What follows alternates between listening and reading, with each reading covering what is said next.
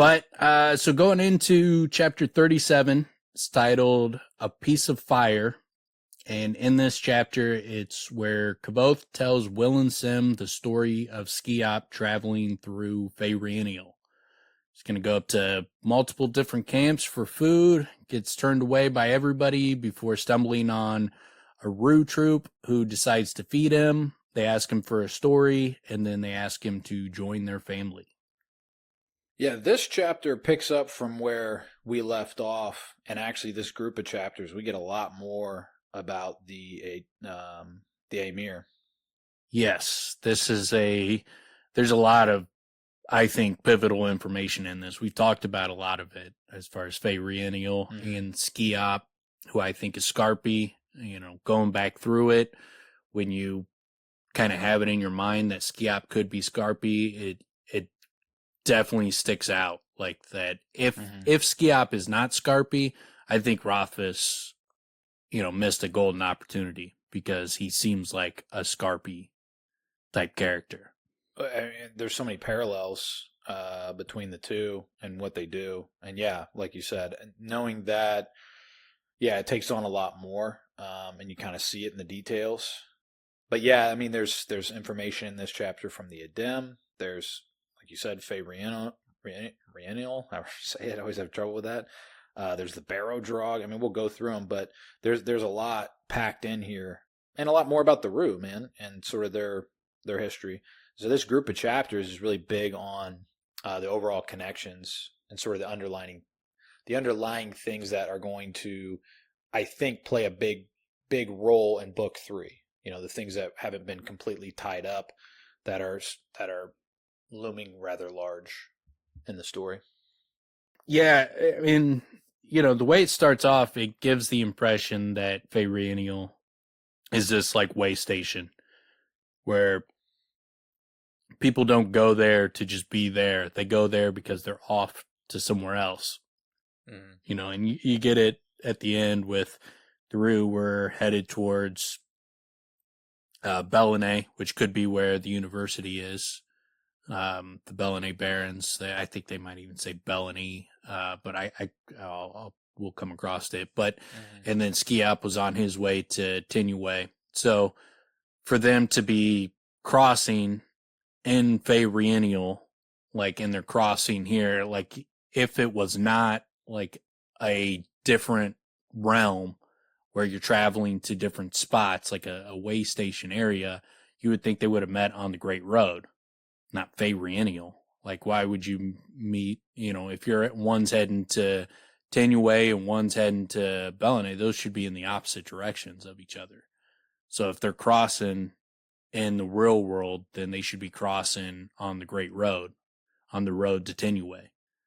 So it doesn't make any sense if Faeriniel is not like a kind of a portal area. Well, it doesn't even, I think it's in this chapter, they even talk about the Greystones on top of another 2, like a doorway. That's coming up when they're settling their bet on the Greystones. Okay. But yeah, there is a circle of Greystones. Yeah. Well, that's Faeriniel, right? That's kind of Well, and then what gets said in the first paragraph, right at the beginning, there's no inn where the roads meet. INN. There's no inn where the roads meet, so there's no like place for people to stay. Yet there's a bunch of people camping because they come here on their way, or they're camping on their way to where they're about to go. So yeah, it's that channel / portal to these other areas. And that, I mean, that's pretty clear because you have all these people that are going to vastly different places. Why are they all coming to this area to go to all those different places? Yeah, it only and when you combine it with everything else we know about Greystones and the stuff we're going to come across when Sim and Kvothe settle their bet, that there's Greystones in these weird spots. They called them like road markers, but somewhere on top of mountains, some at the bottom of a river. Like, for them to be in these weird spots, it only makes sense if they're portal. And we know that they're at least doorways into the Fae. I mean, we see Kvothe go into the Fae by Greystones. He comes out of the Fae by Greystones. Valerian tells him that the way in is through Greystones. There's, the dad's poem is, about Greystones is leads to something L, which is more than likely Faeriniel. So there's all these indications that Greystones are these portals. Faeriniel is described as like a road. It's not a road, but it's a place that leads to everywhere else. It seems highly likely that Faeriniel is like a way station, a point where you can zip in and out into different places. I'm curious if there's only one entrance or if there's multiple ways in and multiple ways out. It would seem like it would be more useful if it's multiple ways in, multiple ways out, but I'm curious how it exactly works. Sounds like a flying J. A flying J? Oh, yeah, like the gas station? Yeah. Yeah, no, it's a big rest stop, or what do you call that? It's a big truck stop. Yeah. Yep, lots of lot lizards. Well, he doesn't mention that here. One question I do have, though, like saying Sceop is Skarpy, Skarpy Sceop. What's going on with Sceop here? He's in a tattered robe. He's barely moving. He seems to be, he's starving. Yeah, old man going from nowhere to nowhere. He had no hat for his head, no pack for his back. Again, if you remember when we talked about Sceop, I think this is all the way back in episode 8 when I gave the theory on Skarpy. And we got a video on YouTube where we combine some of the stuff we say from episode 5 and episode 8 in one of our clip videos where I put together all the times where we talk about Skarpy and some of the implications around this. But I think that the no hat for his head, no pack for his back, it sounds like he's the Tinker in Hespe's story, where Ajax takes all his shit from him. Yeah. Yeah.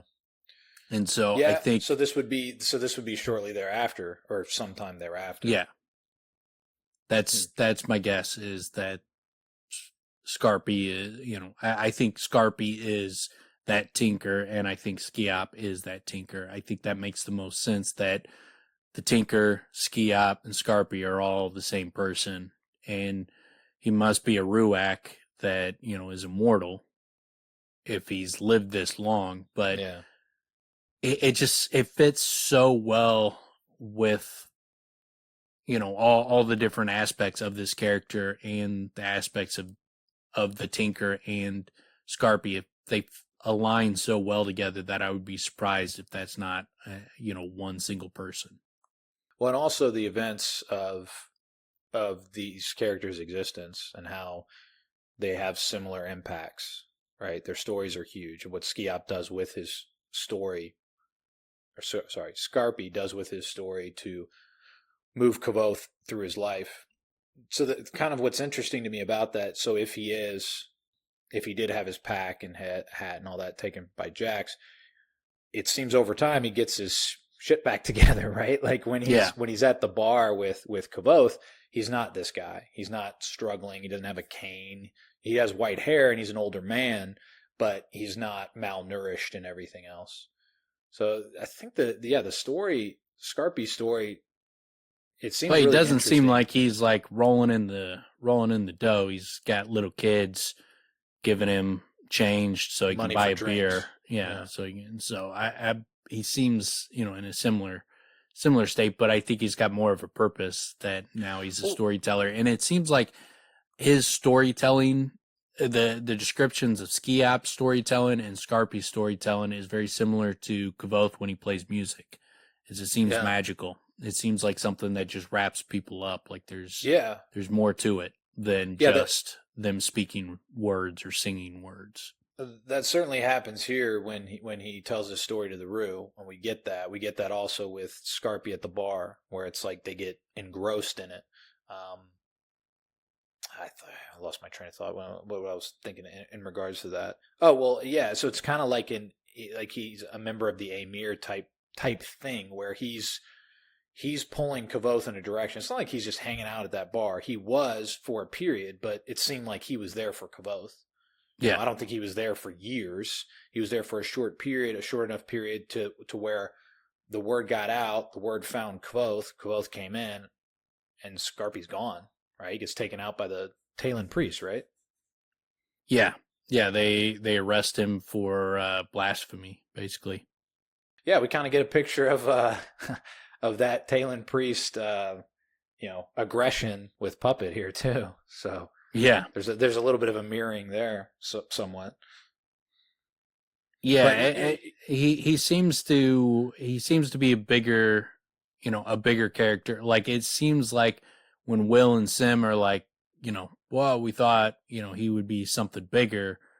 I think they're right that he is a bigger character, and I think that it's not just, well, we tell this story because this is, how, you can get, ask for water and they'll offer you wine, and you got to keep asking for water. Like, it seems like a story that is more important than that because it's Faeriniel. There's a circle of Greystones. The Amyr and the Siridae. The Siridae plays the most prominent role in it outside of the Rue troupe. So when you put in those key points, it seems like it's a more important story than just, this is some story. If this is just a story that he is telling Will and Sim, and the only piece of information that it is imparting on us is how you're supposed to react with the Rue, well, that's useless information for us. It's not that, because I mean, think about all the stereotypes of the world that are in the story as well. I mean, it's huge, man. It's a lesson on how the story works, or how their world works. It's a huge history lesson. There's mythology involved, but it's not. Well, I guess it's their mythology is included. It teaches, if you consider that, how much we learn about how this world works. But this is the Rue talking to themselves. These are stories they tell themselves. So they're historians of the world. This is how they're learning those things. This is how those histories stay alive. It's all word of mouth, right? Well, especially we know that now because the truth is being pruned from, the archives, for example. So it's out there. It's very difficult to find, right? And you got to be damn near genius to be able to piece it together. I mean, there's not a lot of puppets in this world. So so that, I mean, it's funny that Kavoth puts it that way, because he does describe one utility of the story, or a piece of the utility in the story, but there's so much more in terms of how the world works. And I like that it includes like those stereotypes, and they even comment on what a stereotype is, which is pretty great. And he even has to like apologize. Well, Sim gets heated because, and that's actually coming up, but Sim gets heated in terms of who he is. Willem, there's an apology because of who he is and how his people are represented in the story. Yeah, like they portray the Sealed Dish as basically just kind of money grubbers, and he apologizes, like he's like, you look like you were gonna say something, and he's like, it's like, I may, but it will wait until after. Well, what's funny about that too, it follows silver was worked into their harness, and silver was mixed with the iron of their shoes. Then they have all these, there's certain things they're wearing, gold chains glittering in the firelight. Like, these people are flush with cash, yet they won't give a little bit of meat to a beggar because he doesn't have any money to pay him. Yeah. So talk about penny pinchers, man. Fuck you, pay me. Well, and just even the way, and similar in our world, just because, there's disdain. There's disdain between people, and they always find their reasons. But even the way they say "filthy shim," it sounds like a similar disdain in our world for people that are penny pinchers or have money in the first place, and they end up attracting disdain from people who don't. Yes, right? Who aren't in their world. That's why it's an interesting book, man. They all got these things. It's a real. They all got their stereotypes. I mean, the Rue are obviously extremely shat upon. The Adem, people look at them sideways. The Adem look at everybody else sideways. The Aturans got their issues, and then you have the the Ventish, they have their, people look down at them for different reasons. The Modeg looks down on people. Like everybody there's distinct cultures in this world. They're very different cultures, and it makes sense that people from a culture that's not anywhere near that would, especially if you're not living, in a melting pot like the university where you're intermingling with these people. If you're only seeing if you see like one Modegan person your entire lifetime, and you're from some like backwards, you're a farmer who's just, a salt of the earth type of person, then you got a flamboyant, rich Modegan dude like their fucking buddy. Savoy. Yeah. Savoy, yeah. Like Yeah, he Savoy sticks out comes like a rolling sore through. thumb. Yeah. Yeah.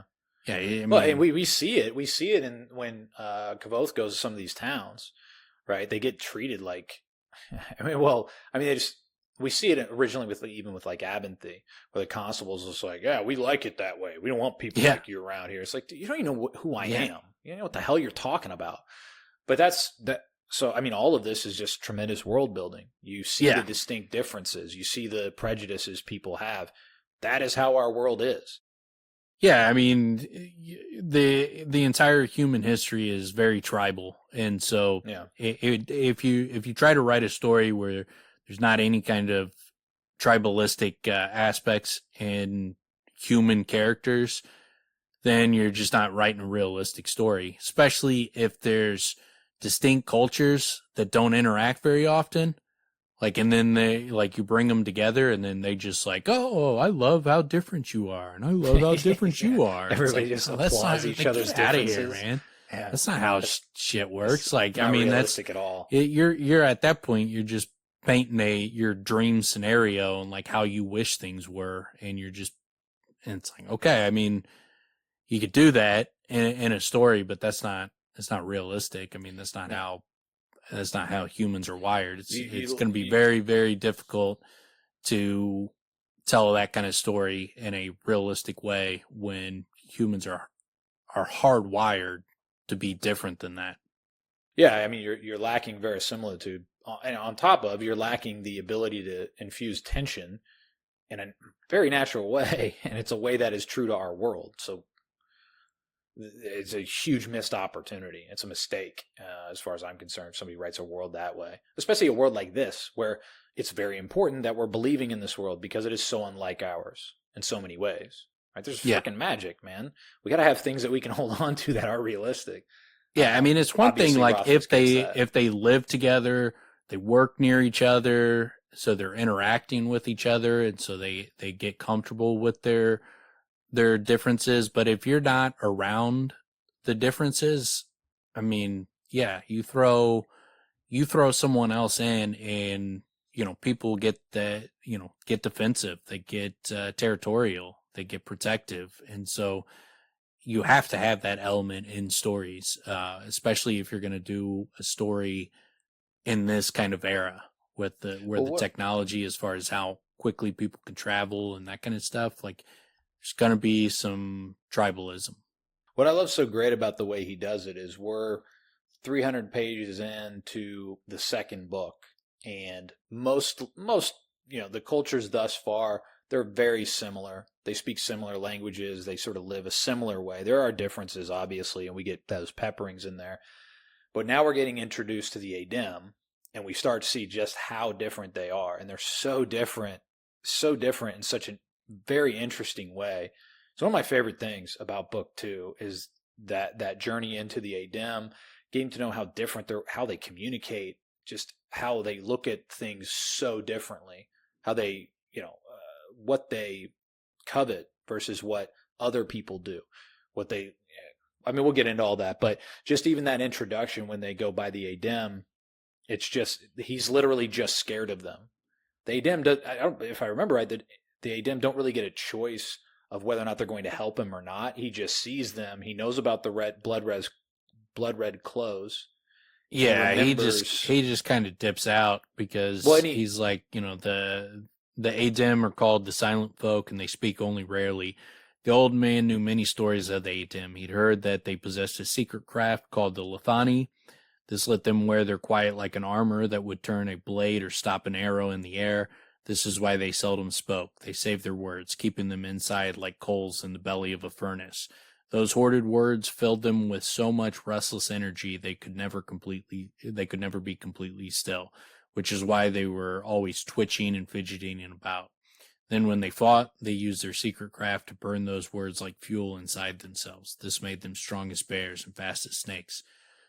So they start to kind of build the culture of the Adem here, and then it gets built out a little bit more. And then when we come across Tempy, it's like, is this superstitious nonsense true? And then it's, you eventually learn what's going on, why they're always fidgety, twitching, looking down. They don't look anybody in the eye. They don't speak that many words. Like, you eventually learn the cultural reasons for these things, but in the beginning, it's a very they're thought of in a very magical, mythical type of way, and people treat them with this weird, superstitious reverence. Dude, it's all the way he eventually does it. Tempy's so perfect in terms of how he utilizes Tempy, because it's spoon fed. It's very slow progression where Kvothe is watching him. He's picking up like little idiosyncrasies of the way that he is, and he's not sure if it's just this guy or is that the Adem, and then slowly they get to sort of know each other and everything. It's so great. And then, all the justifications are built in, and Rothfuss gives us all the justifications for why they act this way, it's all in, how they live, how they communicate. It's all within the way that he is, the way that Tempy is, and the way that even this is described. I love this story of the woman that he saw just like lay waste to a whole group of massive soldiers. Yeah. And just completely, and I love like the little detail of like, after she lays waste to him, she licked the blood from the back of her hand like a cat. That little detail, man, I mean, that just tells you that not only can they fight like a son of a bitch, they enjoy it. Yeah. You know what I mean? It's like, it gives that little, Roth is so fucking great with details, man. Yeah, it's the introduction of Tempy is done so well because he can't hardly speak their language, and so because like if you replace Tempy with Vachette, there's not all the mystery and the build up and everything, because Vachette would have just set the story straight. Like, why are you fidgety? Why are you doing all this? She could have just explained it. Mm-hmm. He didn't have the words to explain why he does what he does. And so he's just keeping quiet because he doesn't want to talk. He doesn't want to embarrass himself. And so he just seems weird. What's so great too is someone who could have spoke better would have Kvothe would have got a completely different experience. Yeah, there's more mystery still contained. And then what's so great is once he gets to their, where they live, we find out Tempy's like, he's like the low rung, man. Yeah. He's not even that he's not not warrior. That smart. He's not that skilled. He's not that like we see him and we're like, this dude's just stomping fucking people. Well, he gets justification. And the buildups are fantastic because you have those face-offs where it's like, I can take all these guys in this room, and he says it without even sounding arrogant. He's just 100% like, do you want to get more? You want to get more women to have your back, and he's meaning that with complete earnest. Yeah. Like, he's being completely earnest, and they think it's a huge insult. Yeah. And so, like, we don't, you don't, when you're first reading it, you don't get the cultural significance there.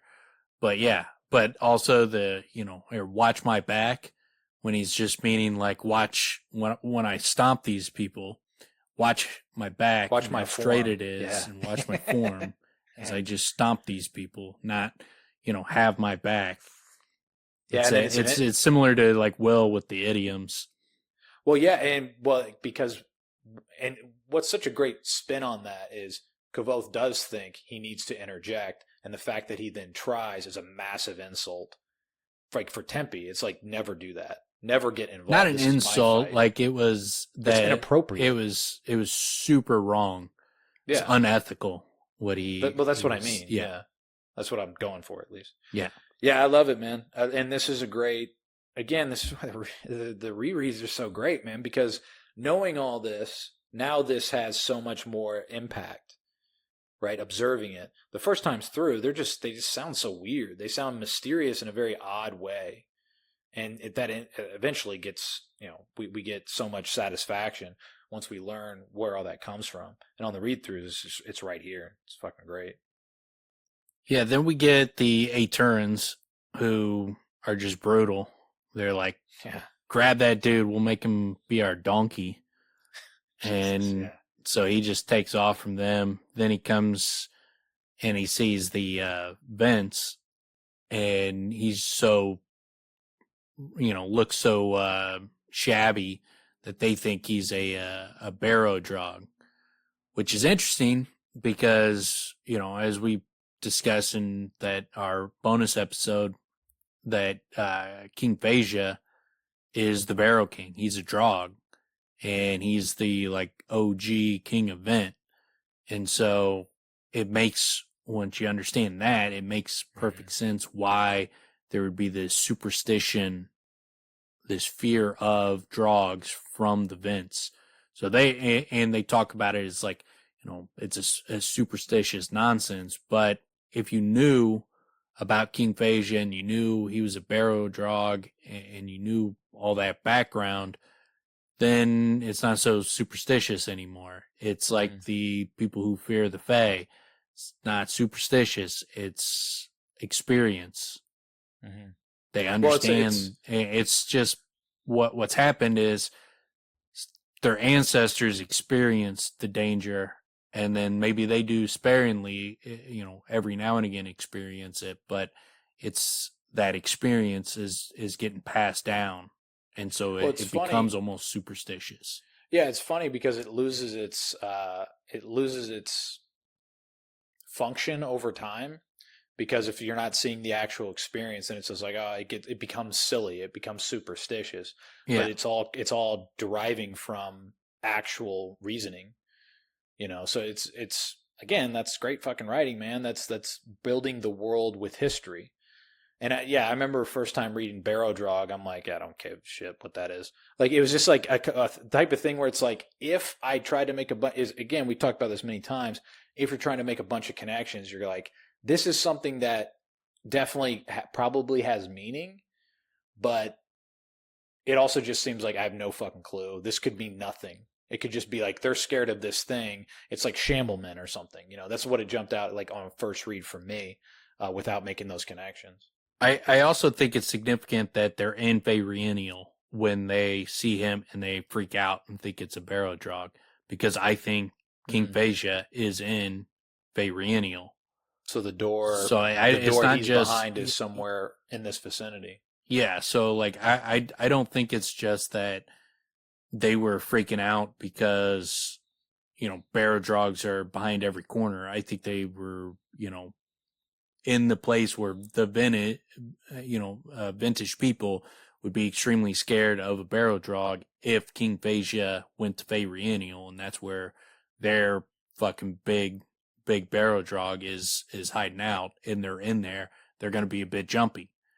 So I don't think that's a minor thing. I think there's a lot of big clues in this story. Like the stories, because this is a book that is largely stories upon stories. I think the stories and the poems and that kind of stuff, those are the things you got to really pay attention to. I think those are the big clues.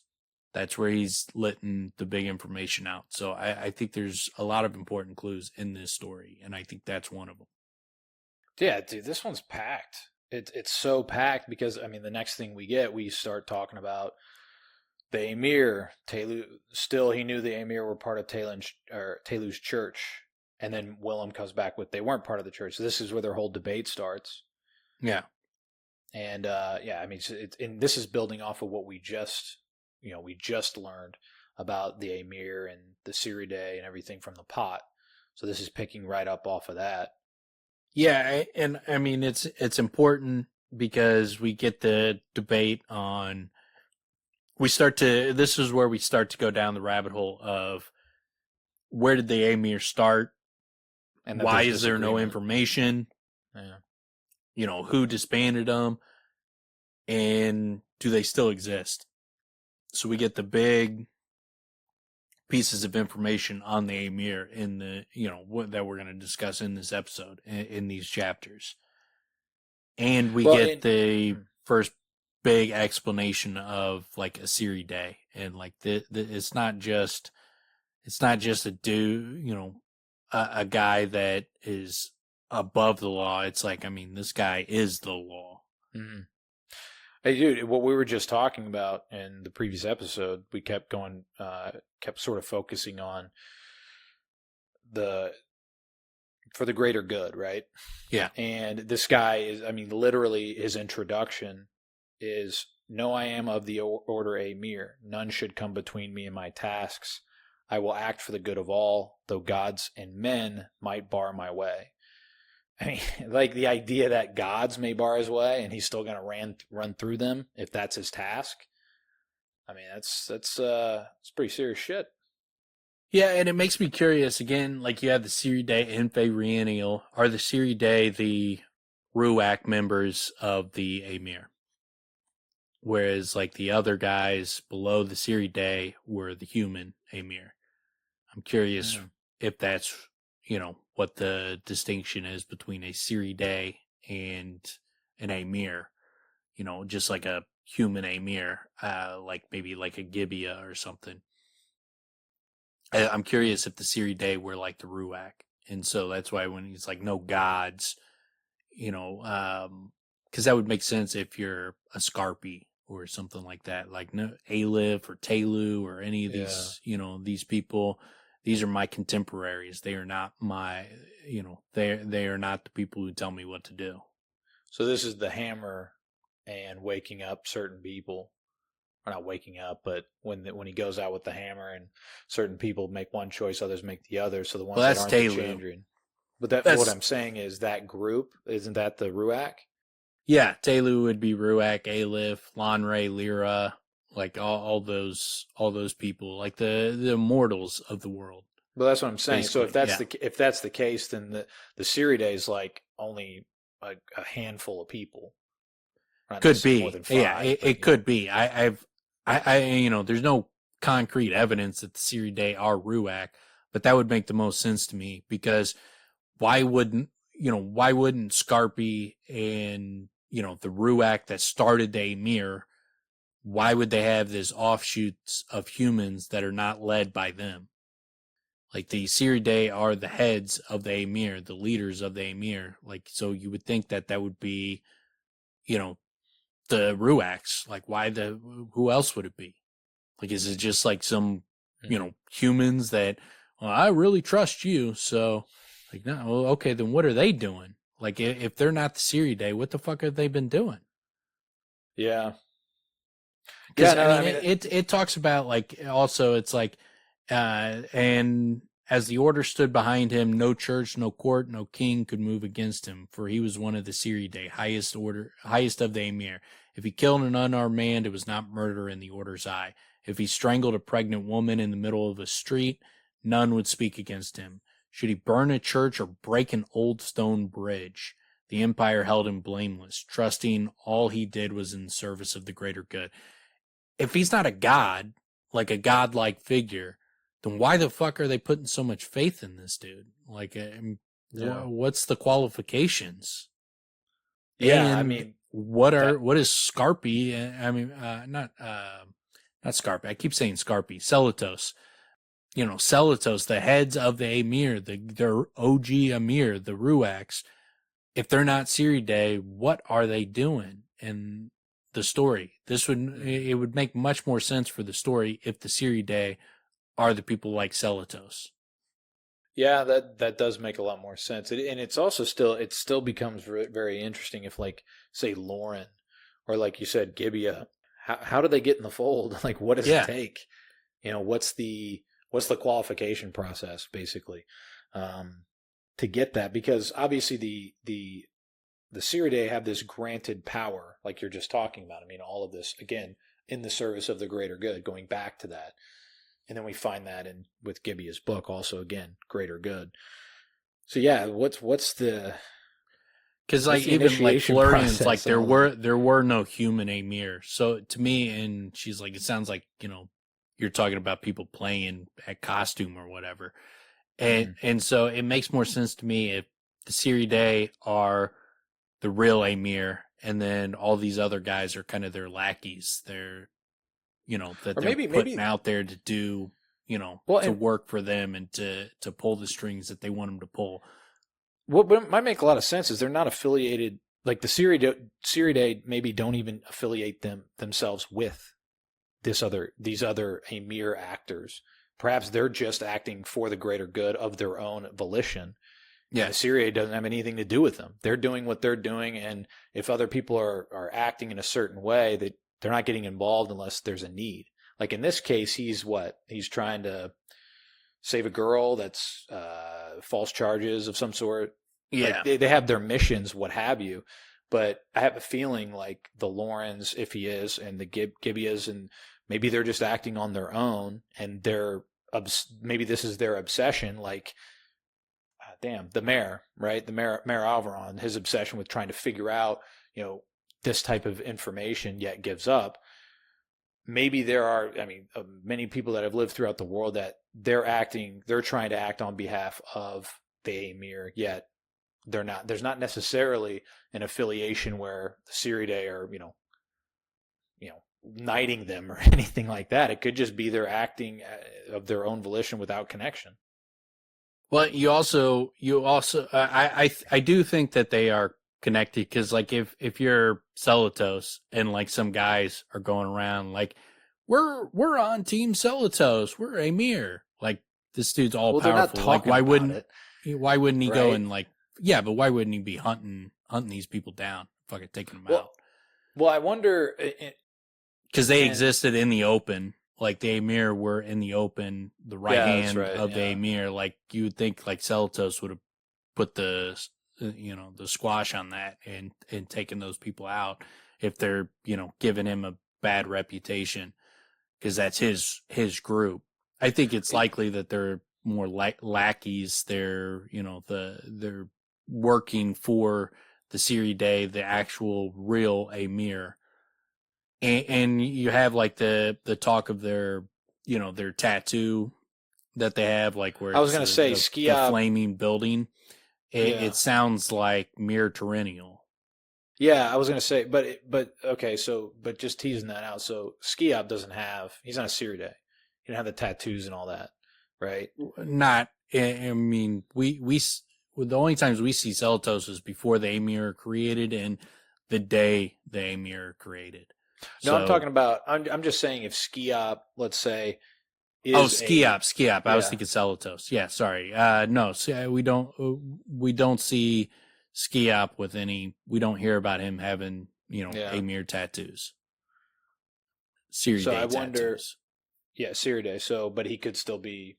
It sounds like he's still Amyr. So yeah, maybe there is some loose connection, or it's I don't know. I obviously think, we don't know how that works. I think there's people that work below the head people.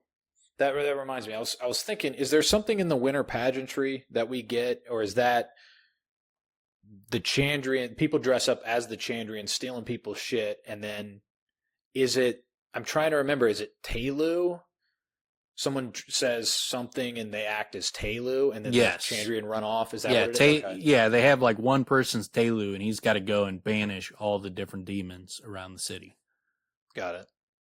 Yeah, I was trying to recall if there's something contained within that story that kind of lends more to what we're talking about, but I guess no, not as far. It doesn't have anything to do with the Amyr. That's a straight angels story. Angels, Telu as God story.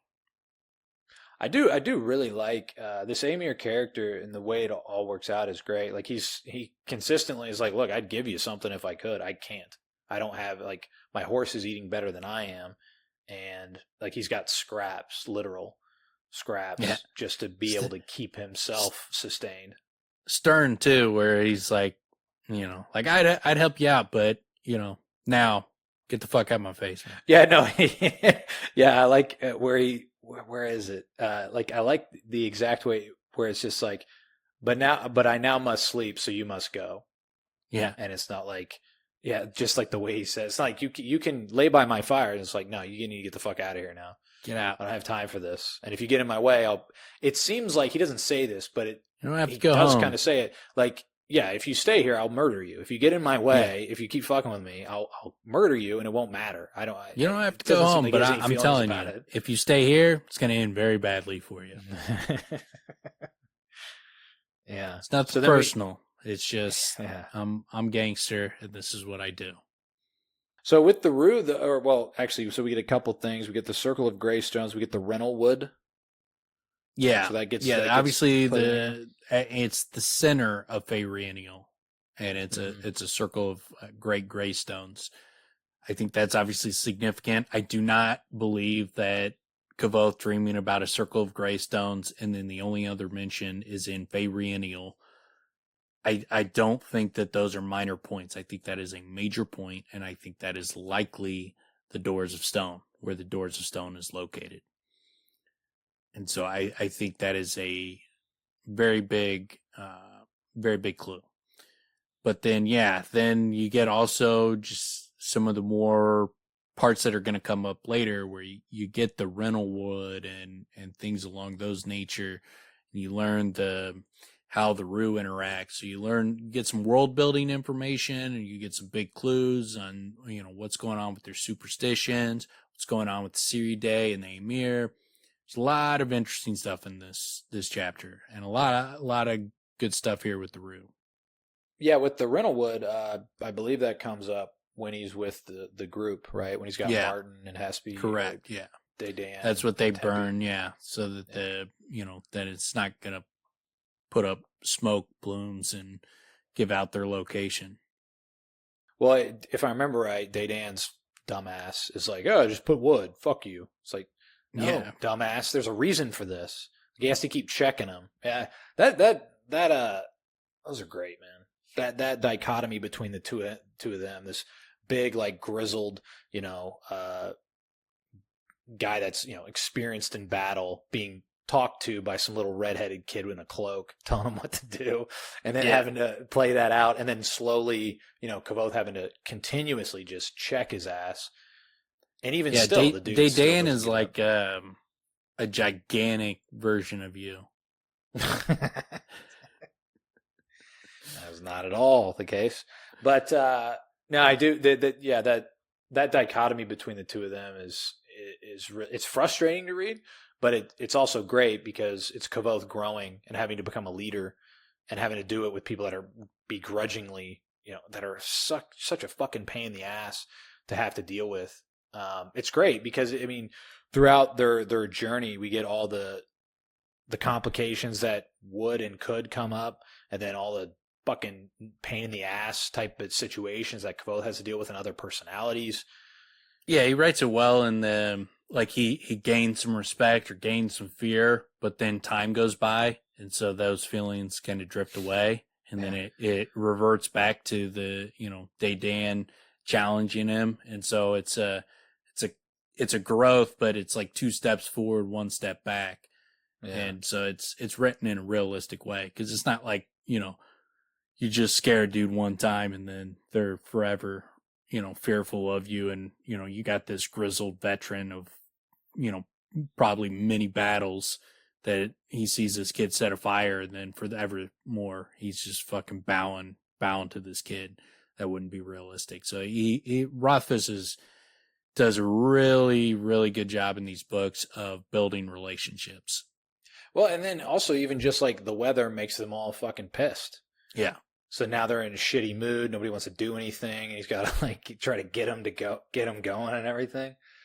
It's it's great. And and he even writes Kvothe as being really cognizant of the complications between them, like what he looks like. Like he knows what's going on. I mean, he's very realistic about how Daydan feels about Kvothe and why he's acting a certain way, and he gets all that. There's like a self-realization that's carried throughout. That's It's great. Of course, we're not there, so probably not to go into it too far. But yeah, then so they he comes across the Rue, and they're very open to him. Unlike all the other dirtbag cultures, the Rue are the good culture. Everybody else sucks. But the Rue are super awesome. They stop him. They're like, "Hey," because he's like, "Yeah, I'm done. I'm not gonna. I've lost hope. I'm just gonna fucking just keep walking." They're like, "Whoa, hey!" And then he's just like, "I'm nobody. I'm just following my road." I do love the aspect of like you have all the stories about the Rue. Everybody thinks they're a bunch of dirtbags, and then like you get a story from the Rue that has a bunch of other cultures in it, and all the other cultures are dirtbags, and they're the fucking super dope people. Yeah, it's great. Like, it's so fucking great. Like even they can't resist putting a little fucking little hot sauce on their own tail. Well, and they're the storytellers. Yeah. So they're going to, they're weaving a better story. We would be compelled to consider and think that they probably weave a better story than, these other cultures to begin with anyway. But, it's great. So yeah, they give him the water and the wine, let him clean himself off. He gets all emotional because, everybody's is a big old mean jerk to him. And then they ask him for his story. And so it's like not knowing what else to do, Sceop began to speak.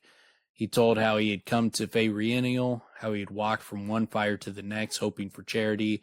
At first his voice faltered and his story stumbled, for he had been a long time and was not used to talking, but soon his voice became stronger, his words bolder, and as the fire flickered and reflected in his bright blue eyes, his hands danced along with his old dried voice. Even the Adem and Tempy, who know all the stories in the world, could do nothing but listen and wonder.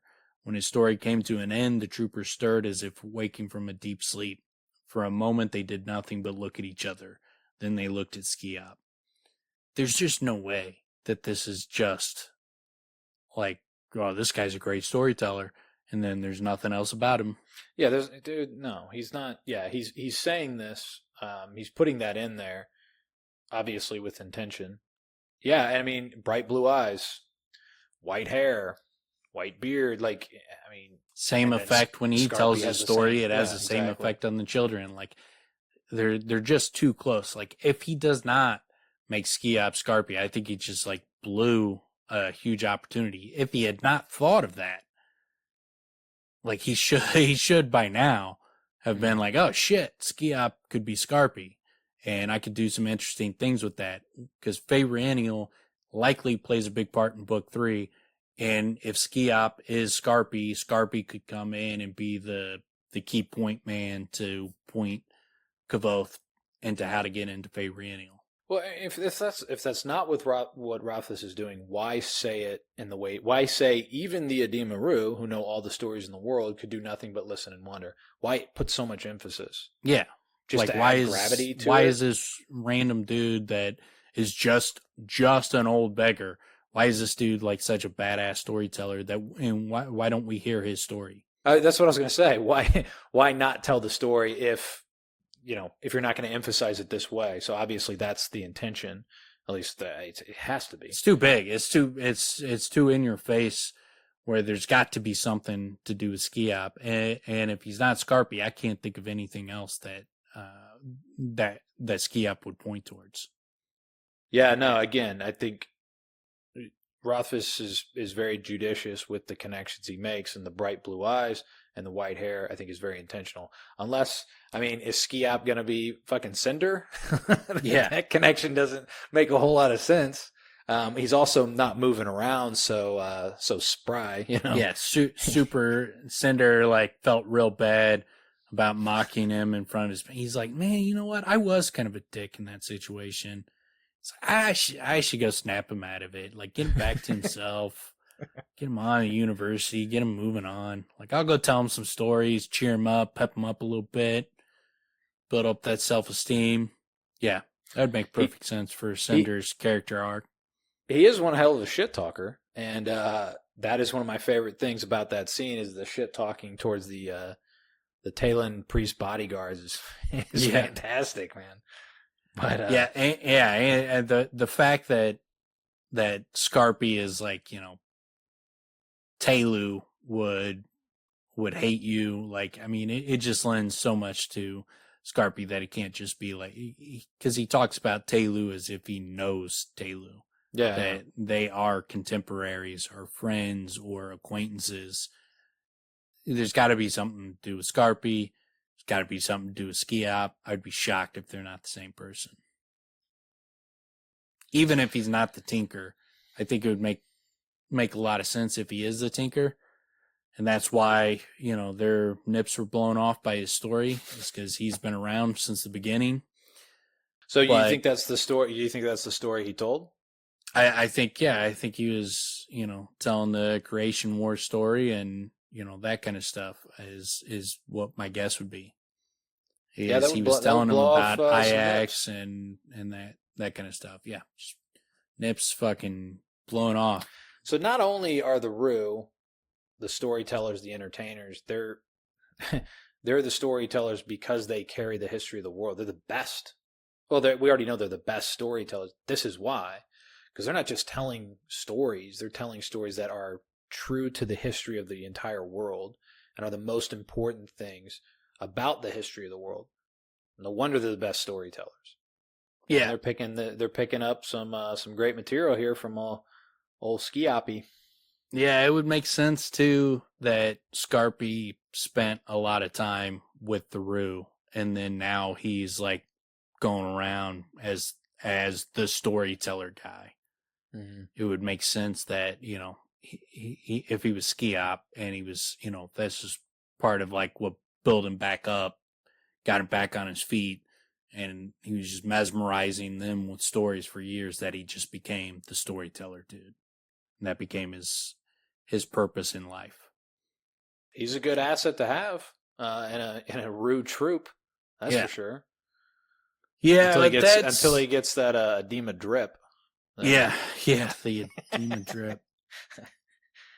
Fucking the edema chlamydia. But so you do get Bellene here. Is that what it said? Bellene. Yeah, we are bound for Bellene ourselves, Terrace said. Would you consider coming with us instead when they invited old Sceop along? Yeah, so that's definitely the university. Yeah, I mean these are very logical connections. That is for certain. Dude, the Rue are always so great because it's not just that they're cordial. Like when he's like, even a beggar has his pride. I'm not going to be a burden for you guys. And they go as far as saying, look around, like you're family now. And it's funny. I mean, you can't really, I don't know how you would point this out in any other way, but Sceop looks at the circle of faces and sees that what he said was true. So I don't know how you just see this acceptance in everybody's face, but clearly Sceop was just really touched that these people are around him. Clearly, for the first time, it sounds like in a long time, somebody gave a shit about him, and they literally accepted him in, which, it's touching in that way, but also it leads the path that you just described, that now Sceop's in the group and ends up with that drip, but gives him a bunch of stories. Got that drip from Triss's, what was it, Tristan or Terrace? Terrace, yeah, Terrace's wife gave him the old drip. He had to dip out. But that's all I got on that chapter. Yeah, I mean, the only other thing is kind of what I was saying anyway. This chapter lends a lot of gravity to. Well, he even goes as far as, this thing happened, though it was years and miles away. I've heard it from the mouths of the Adem Rue, and thus I know it to be true. Which again just gives a lot of gravity to the Rue. It's not just they have these stories; the stories are freaking true. As long as it's the real Adem Rue, obviously, we get a glimpse of, or in the last book, we get that glimpse of the imposters, and not only are they not, telling the real stories or holding up a good reputation of the Rue, they're freaking rapists. I mean, they're pieces of shit. All right, yeah, they had a couple things that were wrong with them. They were, they're murderers, rapists, thieves. So there's a few things wrong with them there. Like, look, there's no perfect characters. There's just no perfect people in this world. So Yeah, they had some flaws. get off their back. It's like, I mean, hey, like Cinder could be a good guy. Just because he did what he did doesn't mean he's a really bad guy. Like, That is an sometimes interesting... you like to, you just got a sick sense of humor. You got your little dark humor. You like to fucking poke at a little kid that, Jesus. just had his parents die. Like that's funny. That can be funny. Well, that You don't get to judge. It's your audience. Maybe maybe they were funny murderers and rapists. Jesus. That instance though is a great example that you use in terms of the whole Mary Sue BS, where it's not just that Kavoth is not a Siridae. He doesn't get to just lay waste to a group of people because he's offended. He killed all these people. He murdered women. He murdered, he murdered an old woman, I think. They were poisoning him, granted, and they were trying to murder him. So in a way, it's also self-defense. But I mean, he pretty viciously lays waste to that entire group. He murders people that couldn't defend themselves at that point. Yeah. Yeah, it's pretty vicious. Yeah. But like you said, maybe it was funny. I don't know. I mean, maybe there was a way he did it that was comical. Yeah. Yeah, he funny stabbed him in the stomach. Funny stabbed? Yeah. Maybe he had one of those prop knives where he's like, see, it doesn't hurt me. And then he pulls out a real one. And gotcha. Tricked you. That's funny, You right? thought I was going to stab you with that fake knife, but I stabbed you for real. Hilarious joke. I'm a prankster. I'm incorrigible.